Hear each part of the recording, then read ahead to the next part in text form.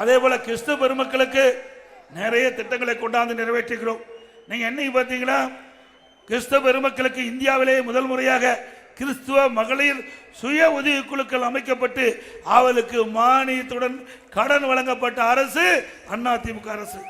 கிறிஸ்துவ தேவாலயத்தின் புனரமைப்பு நிதி 5 கோடி ரூபாயாக உயர்த்தி வழங்கப்பட்டது. செருசலம் புனித பயணம் மேற்கொள்ளும் கிறிஸ்துவ யாத்திரைகளுக்கு வழங்கப்பட்ட அரசு நிதி உதவி ஒரு நபருக்கு 28,000 இருந்தது.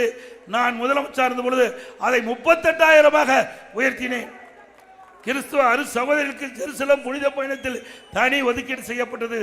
சிறுபான்மை மாணவர் கல்வி உதவித்தொகை ஆண்டுதோறும் முழுமையாக வழங்கப்பட்டது.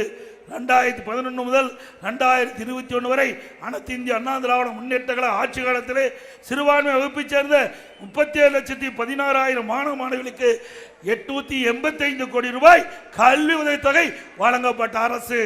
சிறுபான்மை கல்வி நிறுவனங்கள் சுதந்திரமாகவும் முழுமையாகவும் செயல்படுவதில் அரசு முழுமையான ஒத்துழைப்பு வழங்கப்பட்டது என்ற செய்தியை இந்த நேரத்தில் தெரிவிக்கின்றேன்.